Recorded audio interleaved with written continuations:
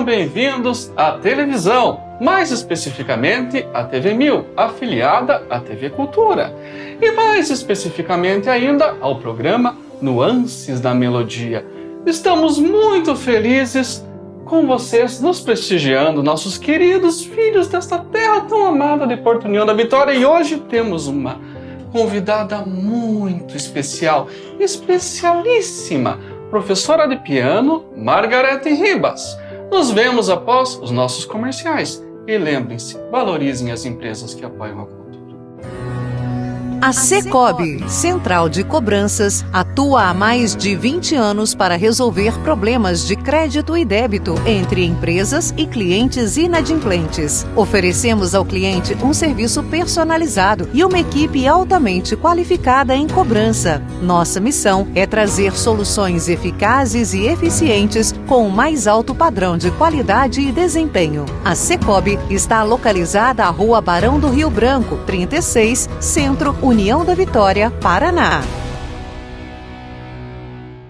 Com vocês, professora Margarete Ribas. Margarete, que felicidade incontida contar com você aqui, tudo jóia?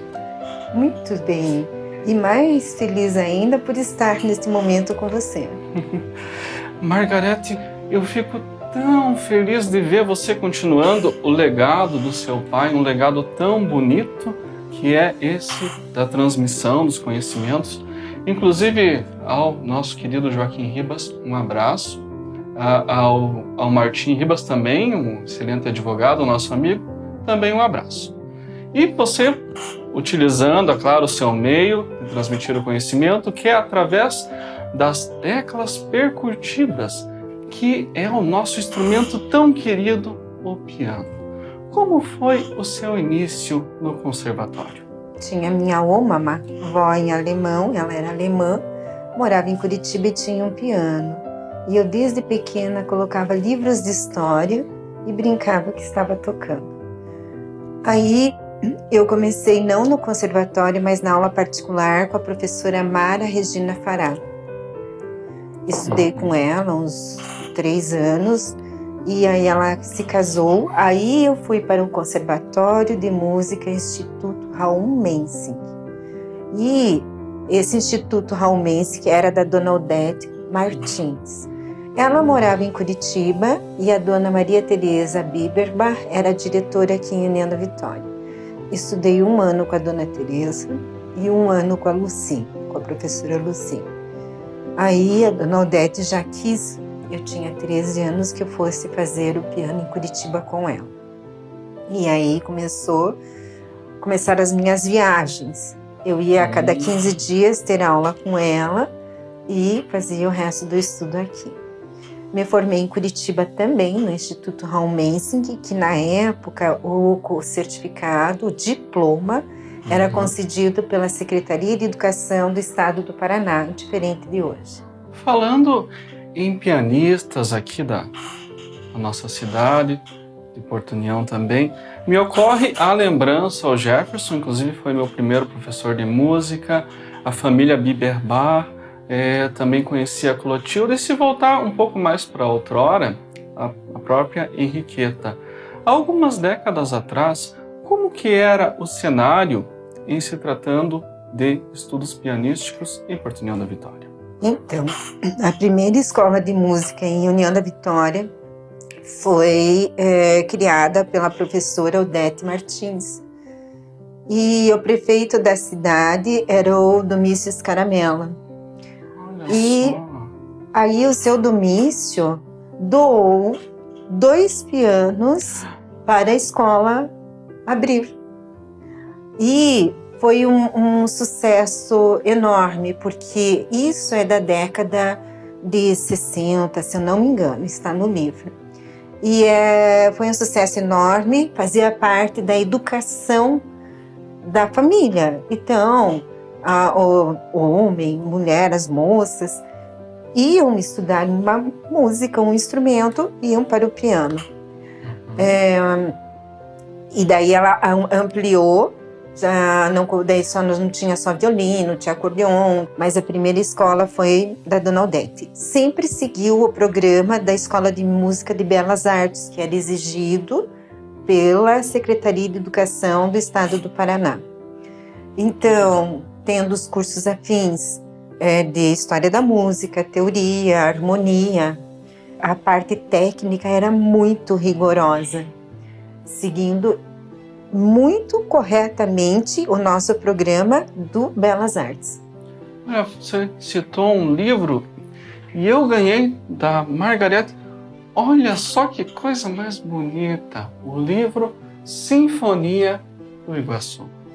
Você poderia, Margarete, comentar conosco sobre esse livro, como que foi o processo de produção dele? Inclusive você ocupa honrosamente uma cadeira na Academia de Letras, a ALV, a nossa academia.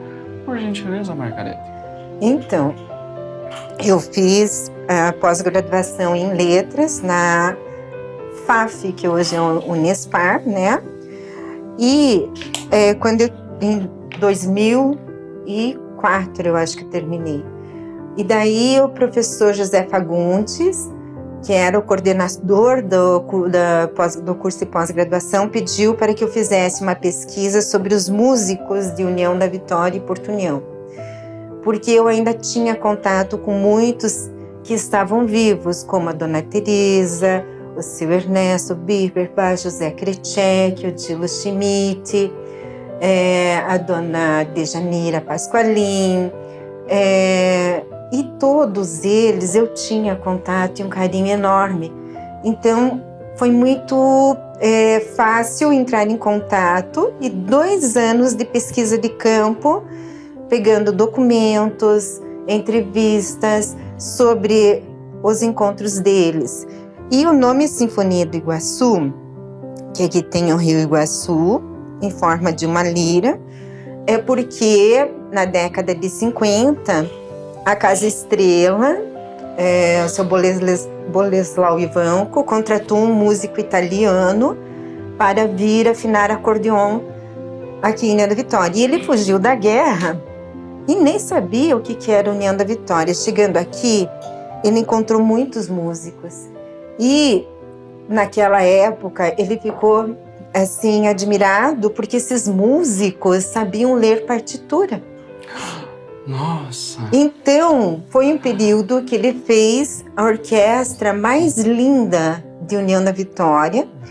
E essa orquestra foi possível porque eram muitos os músicos descendentes de alemães e ucranianos que vieram com a cultura musical. Ele reuniu muitos músicos e fez uma obra, uma sinfonia chamada Sinfonia do Iguaçu. Não foi apresentada aqui em União da Vitória, mas ele apresentou no Teatro Municipal de São Paulo. Está registrado aqui. E como teve a enchente de 83, perdeu-se muito das partituras da sinfonia, mas uma parte dela foi resgatada e colocada aqui. Mário Rinaldi, que veio, né? E a orquestra, ela durou um tempo e depois ela foi se dispersando porque o Mário Rinaldi foi para São Paulo e aqui daí foi perdendo o incentivo. Você veja só que legal, Margarete. Registrado em livro e agora registrando um pouco da história de Ana Vitória e da sua história na televisão. Que alegria. Bom, Margarete, falando propriamente do instrumento piano, qual que é a diferença de um piano forte vertical de armário para um piano de cauda? Claro que também existem marcas fabricantes famosas, né? A Steinway, que é muito bem vista para os concertos. Em Curitiba nós tínhamos no Alto da Glória a Eisenfelder, né? do Florian, né? E também, se você quiser aproveitar e falar um pouquinho para nós, né, que somos curiosos do assunto, sobre a anatomia do instrumento, por gentileza. Olha, a primeira curiosidade que eu vou falar é que ele falou pianoforte. O nome desse instrumento é pianoforte. Você vai para a Europa, encontra, né, as propagandas concerto de piano forte. Por quê? Porque o piano foi criado em 1750 na Alemanha e ele fazia o som forte e o som fraco. Em italiano, o piano é suave, forte é forte. Nós diminuímos o nome do instrumento e falamos piano. O piano de armário, que é o vertical, a caixa acústica é que tira o som. Então existe mesmo de armário, existe de apartamento que é mais baixinho, médio, um bem alto. Quanto maior a caixa, mais vibrante o som, mais ressonância. E o piano de cauda, que não é com L, que é com U, né? Não tem uma cauda atrás. E ele tem um rabinho. E esse rabo, que é a cauda, deixa a caixa acústica muito grande e a abertura muito grande. Então, é por isso que o piano de cauda tem um som muito mais forte e é usado para os concertos. Aqui no Paraná, em Curitiba, a Essenfelder, ela, a princípio, ela tinha um mecanismo vindo da Alemanha. Muitos madeireiros de União da Vitória selecionavam madeira e deixavam secar por determinado tempo, mandavam para Curitiba e diziam: minha filha, eu quero que use esta madeira. E daí voltava o piano com a madeira escolhida pelo nosso madeireiro, tá? A madeira faz muita diferença também no som. E como nós aqui na época tínhamos muita embuia, esses pianos são de primeira qualidade, né? Depois vieram outros, depois eles até começaram a fazer um mecanismo aqui no Brasil, mas no começo não era. E daí tem outras marcas, como Fritz Dobert, Schwartzmann, que era muito comum venderem aqui. Hoje tem inúmeras marcas. Também temos hoje piano digital, né?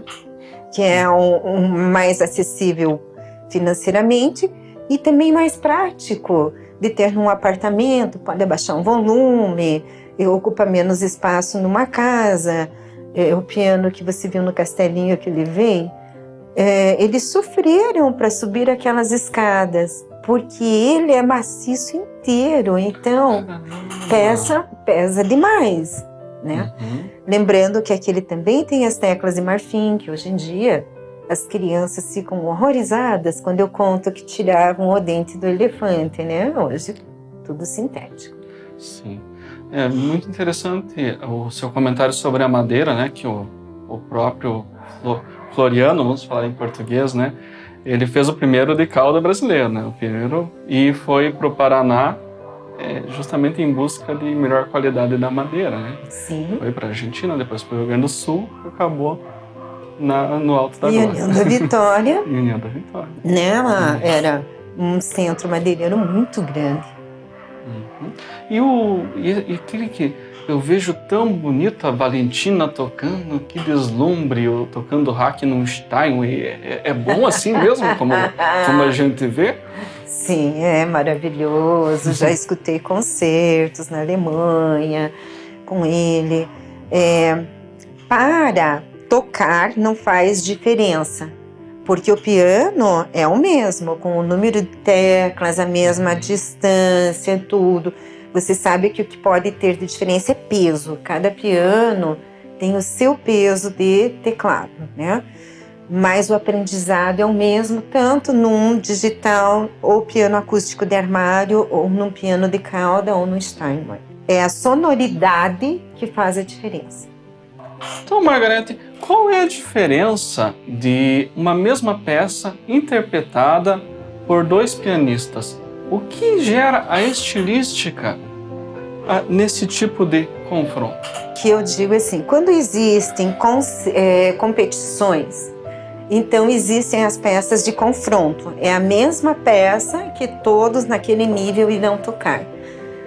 Pouca diferença dá Qual é a diferença que dá? Você ter mais técnica ou menos técnica? O que deixa, nossa, aquela pessoa tocou muito bem? É porque ele tem muita técnica.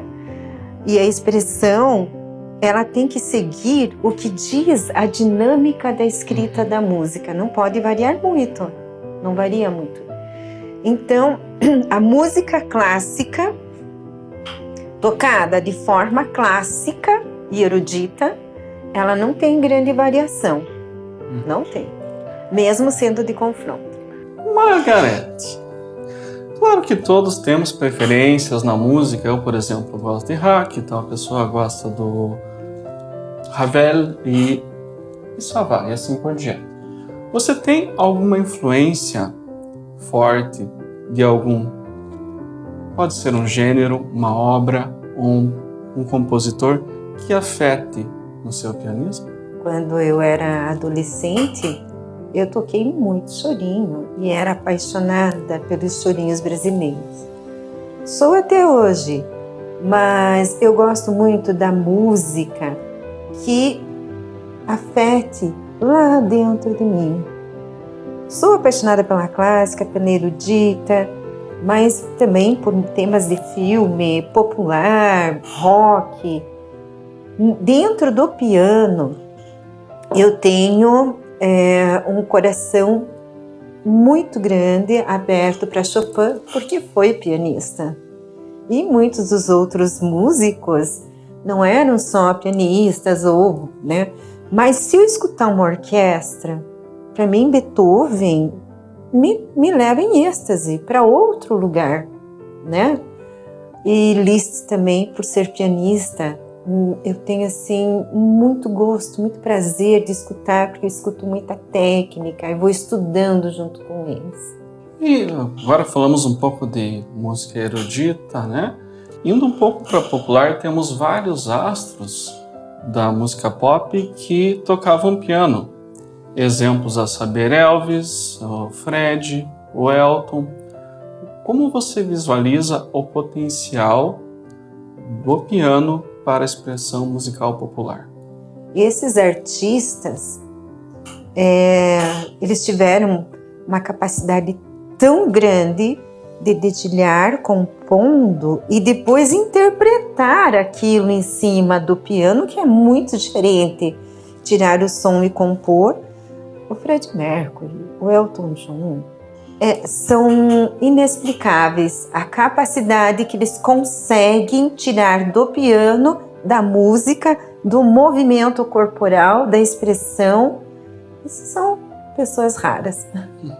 Margarete Ribas, professora de piano. Uma pergunta pedagógica. Que valores nós podemos passar através da educação musical que possam imbuir a vida na comunidade? A comunidade precisa da arte para viver melhor. A arte, ela eleva as pessoas para um estágio do bem elevado. A arte faz com que você admire o belo, aprecie o belo. E quando você está apreciando, está num estado que não entra maldade nenhuma dentro de você, apenas o bem. Nós precisamos despertar o senso crítico dos nossos jovens, das nossas crianças, para não apenas apreciarem o que a mídia manda. E essas músicas imortais, as peças clássicas, eruditas, temas de filmes, folclóricas, elas são imortais mesmo e precisam ser passadas do pai para o filho, porque não se toca mais quase na mídia. A mídia domina e ela quer nivelar o conhecimento de todos. E nós precisamos ser diferentes, escolher o que queremos. Ah, mas a arte ajuda? Ajuda. Se você aprender a apreciar coisas diferentes, você vai também, quando conversar com o Vlad, saber discordar dele ou concordar.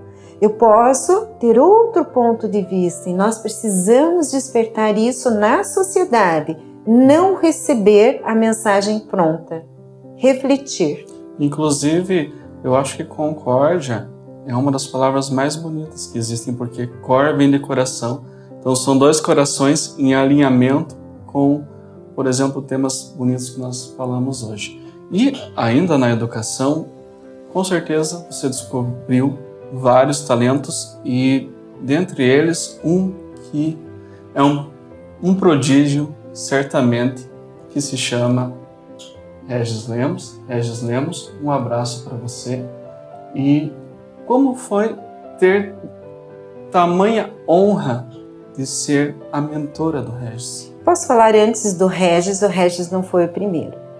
Eu Por tive o Fernando Dedos, que talvez vocês conheçam, e que o Fernando estudou fora do Brasil, hoje ele é professor de uma universidade, né, no norte, um menino talentosíssimo. E também tive o Miguel Carvalho. Esses se destacaram e se destacam ainda na música. O Regis foi um caso muito especial e diferente, porque o Regis ficou indo 1 ano na nossa escola, assistindo o amigo ter aula. Aí, ele teve aula 1 ano com a professora Elinara, das iniciações, e nós vimos que o talento dele era além do que apenas a aula que estava sendo, né, ofertada. No final do ano, quando tivemos a nossa audição, os pais se encantaram, ele já tocou uma sonata de Mozart, sonata em Dó maior, e minha família e os pais de alguns alunos se cotizaram e demos um piano digital para o Regis e levamos para a General. Foi o primeiro piano do Regis e aí ele desenvolveu demais.